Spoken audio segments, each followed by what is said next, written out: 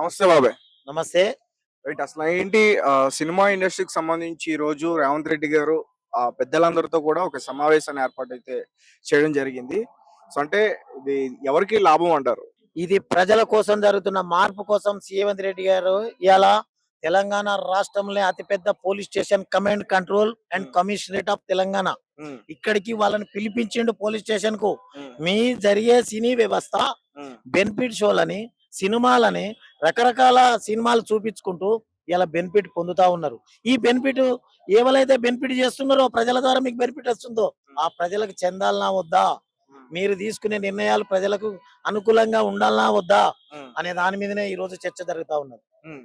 అంటే మీరేం చెప్పాలనుకుంటున్నారు ఈ చర్చ? ఈ సీఎం రేవంత్ రెడ్డి గారికి మేము హర్షం వ్యక్తం చేస్తున్నాం. హ్మ్. ఈ 75 ఏళ్ల స్వతంత్రం వచ్చిన కాలంలో ఏ ఒక్క ముఖ్యమంత్రి కూడా సినీ వ్యవస్థను ప్రజలకు అనుసంధానం చేయాలి.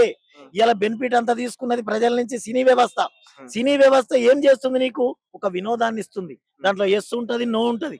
ఎస్సును నోను ఏది ఆస్వాదిస్తావో అది ఆస్వాదించు అని ప్రజలకు వదులుతుంది.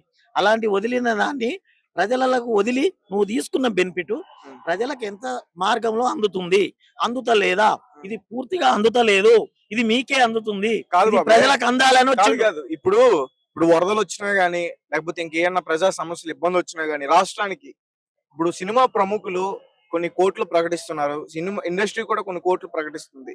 మరి ఇదెందుకు అబ్జర్వ్ చేయట్లేదు ప్రభుత్వం?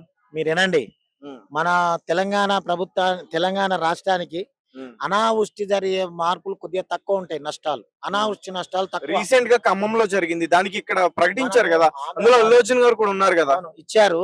హ్మ్. వాళ్ళు దాతృత్వంతో ఇచ్చేది వేరు, హ్మ్. మ్యాండేటరీగా హ్మ్. మన వ్యవస్థ నడుస్తూ ఉంటుంది. ఈ వ్యవస్థకు నిరంతరం అందించాల్సిన అవసరం ఉంది వాళ్ళ సహాయకారం. కొంత పర్సెంట్ ఎళ్తుంది కదా గవర్నమెంట్‌కి. లేదు లేదు, హ్మ్. అందులో ఏదో మార్పు తక్కువ ఉంది కాబట్టి ఇలా పిలిపించాడు. మీ హ్మ్. వ్యవస్థ నుంచి ప్రజలకు అవసరం ఉంది హ్మ్. అనే దాని మీదనే చర్చ.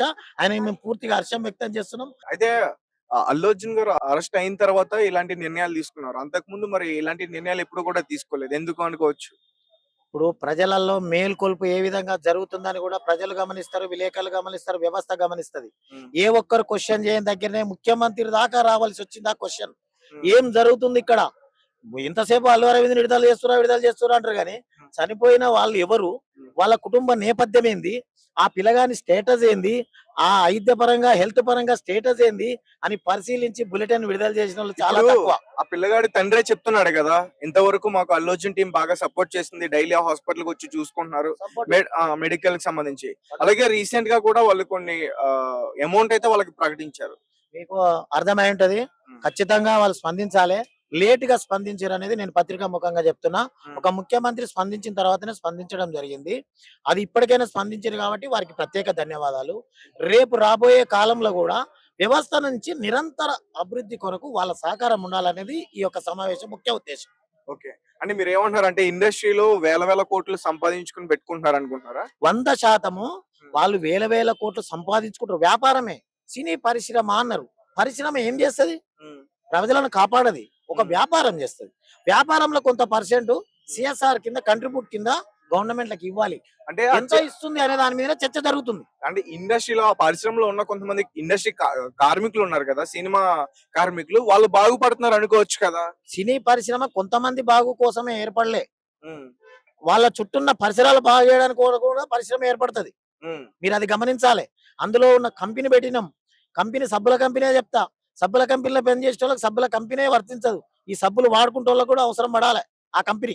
హ్మ్. తక్కువ ధరకి ఇస్తున్నామనో, ఎక్కువ నాణ్యత ఉన్నదనో అది ప్రజలకు ఉపయోగపడుతుంటది. హ్మ్. కార్మికునికి పని చేసినందుకు జీతం ఇస్తుంటది. రైట్. అయితే రేవంత్ రెడ్డి గారు డైవర్షన్ పాలిటిక్స్ చేస్తున్నారు. అంటే రాష్ట్రంలో ఇన్ని సమస్యలున్నా గాని కావాలనే చెప్పే ఇండస్ట్రీని ఇని కెలికారన్నట్టు కూడా మాట్లాడుతున్నారు. అది అవగాహన లేక మాట్లాడుతున్న సంఘటనలు. హ్మ్. ఎందుకంటే ఒక మార్పు జరుగుతున్నట్టు మనకు 1850 సిపాయిల తిరుగుబాటు జరిగింది స్వతంత్రం వచ్చేందుకు. హ్మ్. అందరూ ముక్కు మీద ఏలేసుకుర్రట. బ్రిటిష్ వాళ్ళని కొట్టడం ఏంది? హ్మ్. మనకు బలం ఎక్కడిది అన్నారట. ముక్కు మీద ఏలేసి వెనకకి తట్టినట్టు ఇట్లా ఒక మార్పు కోసం ఒక తొలి బిడ్డ రేవంత్ రెడ్డి గారు ఒక వ్యవస్థను పట్టుకొని వ్యవస్థలన్నీ అభివృద్ధికి సహకరించాలి, ప్రజలకు సహకరించాలి, అన్ని వ్యవస్థలు కూర్చోవాలి అనేది జరుగుతున్న పోరాటంలో కాదు తెలియని బాబాయ్. వాళ్ళకు కొత్తగానే కనపడుతుంది. అంటే ఇప్పుడు ఈ అసెంబ్లీలో ఆ సమావేశానికి గంటకి దాదాపు 2-3 లక్షల వరకు ఖర్చు అవుతుంది. అది ప్రజా సమస్యల మీద చేస్తే బాగుంటుంది కానీ ఇలా ఎందుకు ఇండస్ట్రీకి సంబంధించి మాట్లాడి టైం వేస్ట్ చేయడం అంటూ కూడా కొంతమంది వ్యక్తం చేస్తున్నారు. ఈ ఇండస్ట్రీ వ్యవస్థ ప్రజల కోసమే మాట్లాడిన ఇండస్ట్రీ వ్యవస్థ ప్రజలకు చెందాలని మాట్లాడిన మాట తప్ప ఉమ్, అది ఏదో చిన్నదానికి పోతే తక్కువ టైం కాదు. ఆ టైం ఇచ్చింది కూడా మేము హర్షం వ్యక్తం చేస్తున్నాం, ధన్యవాదాలు తెలియజేస్తున్నాం. ఓకే. ఇప్పుడు అంటే బెనిఫిట్ షోలకి అసలు అవకాశం ఇచ్చిందే రేవంత్ రెడ్డి గారు రీసెంట్ గా. కొన్ని డ్రగ్స్ కి సంబంధించి కూడా వీడియోలు చేసి మీరు పెట్టాలని చెప్పింది ఆయనే.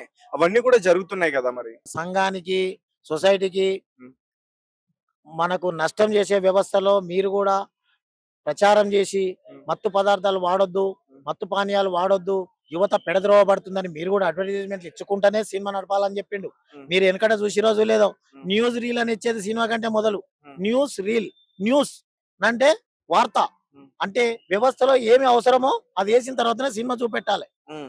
ఆ వ్యవస్థ చూపెట్టకుండా కొన్ని దగ్గర చూపిస్తురో చూపెట్టలేదో నాకు తెలియదు కానీ ఆ వ్యవస్థ పూర్తి వెనకబట్టిపోయింది. ఆహా. ఆ వ్యవస్థను అసలు ముందుకు తీసుకొచ్చి అసలు అలా వ్యవస్థను మేనేజ్ చేయడంలో సినిమాల మీద ఎందుకు ఆధారపడాలి ప్రభుత్వం? ప్రభుత్వమే ముందుకొచ్చి చేయొచ్చు కదా. సినిమాలు అనేది ప్రజలకు వినోదంలో మాత్రమే చూస్తారు, ఉమ్, వినోదంలోనే ముందు చూపి పెడతారు.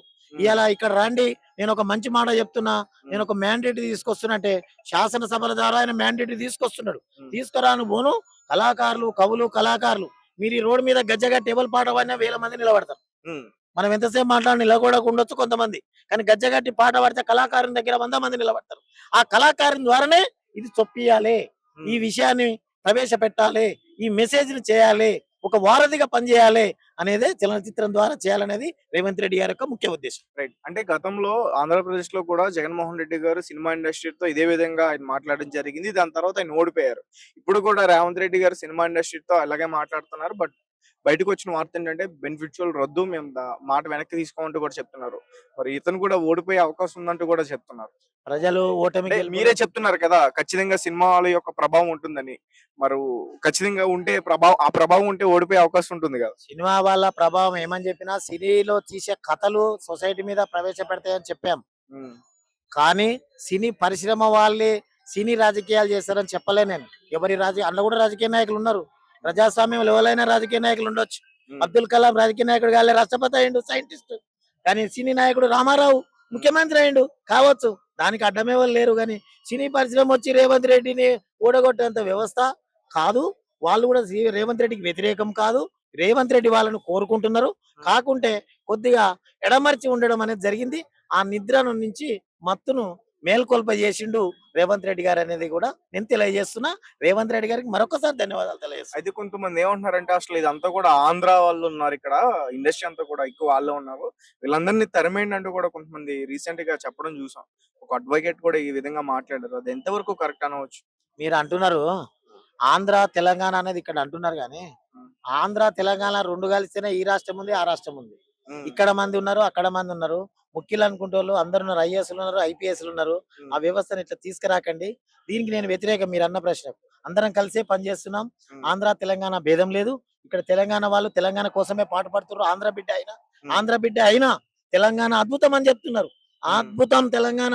ఎందుకు అంటే ఇది భౌగోళికంగా కూడా ఉన్నటువంటి తెలంగాణ, భౌగోళికంగా ప్రజలకు అనుగుణంగా ఉన్నటువంటి తెలంగాణ. ఉమ్, దీనికి వరదల ముంపు లేదు, ఉమ్, వరద బాధితులు లేరు, ఏ బాధితులు లేరు. దీనికి ఖచ్చితంగా మళ్ళా ప్రపంచ దేశాలు చూస్తున్న నగరం ఇది. ఉమ్, ప్రపంచ దేశాలు హైదరాబాద్ నగరాన్ని చూస్తున్న దేశం. ఉమ్, అది మీకు నేను చెప్పగలుగుతున్నా. మీరు కూడా విని ఉన్నారు, మీరు కూడా వార్తలు రాసిరు కూడా. ఇది వాస్తవం. ప్రపంచ దేశాలు ఇలా మీరు చూస్తున్నారు. ప్రపంచంలో ఉన్న భాషాపరులు ఈ యొక్క హైదరాబాద్ లో ఉన్నారు. ఉమ్, ప్రపంచ దేశాల ప్రజలు ఉన్నారు. మన భారతదేశంలో రాష్ట్ర ప్రజలు మొత్తం ఇక్కడే ఉన్నారు. ఇలా లేబర్ చూడండి, ఒక హైదరాబాదు తెలంగాణలో నిండిపోయిరండి. రైట్. హర్యానా, పశ్చిమ Bengal, right, Orissa, right, Maharashtra. Right. అయితే కొంతమంది ఏమంటున్నారంటే ప్రభుత్వం ఇప్పుడు అతనికి కొన్ని డబ్బులు ప్రకటించింది. ఎవరైతే ట్రీట్మెంట్ తీసుకుంటున్నారో ఆ అబ్బాయి తొక్కిసలాట్లకి గురయ్యి కొంత అమౌంట్ అయితే ప్రకటించింది. మరి సంవత్సరం నుంచి కూడా గురుకుల విద్యాలయంలో 55 మంది విద్యార్థులు చనిపోయారు. వాళ్ళ కుటుంబానికి అసలు మరి ఏ రకంగా సహాయపడింది? ఎటువంటి విధంగా వాళ్ళు ముందుకెళ్లారు? అసలు బయటికి కనిపించిన దాఖలాలే లేవు. దాని గురించి మీరు ఏం చెప్తారు? మీరు 1 ఇయర్ గురించి అని చెప్తున్నారు. విద్యా వ్యవస్థను గత ప్రభుత్వాలు భ్రష్టు పట్టించినాయి. హాస్టళ్లను భ్రష్టు పట్టించినాయి. పాములు గరిసి చనిపోయారు. మీరు చూశారు, చిన్న పాములు వచ్చి చిన్న పిల్లోడిని 5వ తరగతి పిల్లగాడిని కూడా ఈ దగ్గర జిల్లాలనే పాములు కరిచి చనిపోయినాయి. ఆ తెల్లారంగా వచ్చి డూజర్ పెట్టి పారిశుద్ధ్యం చేసినటువంటి పరిస్థితులు 3 ఏళ్ల కిందనే చూసినాం, 4 ఏళ్ల కింద చూసినాం. ప్రభుత్వాలు ఎప్పుడు విద్యా పరంగా గత ప్రభుత్వాలు విస్మరించినాయి. ఇప్పుడు రేవంత్ రెడ్డి గారు మెయిన్ గా విద్యా వ్యవస్థ మీద, హెల్త్ మీదనే కాన్సన్ట్రేషన్ చేసి వ్యవస్థను కాపాడే దిశలో జరుగుతున్న పోరాటం. ఏ ముఖ్యమంత్రి, మళ్ళొక్కసారి చెప్తున్నా, ఏ ముఖ్యమంత్రి 9 తారీఖు నాడు మీరేం మేము చెప్తారు ముఖ్యమంత్రి అంటే అసలు బెనిఫిట్ రద్దు చేయాలని మీరు చెప్తారా? మీరు చెప్పండి.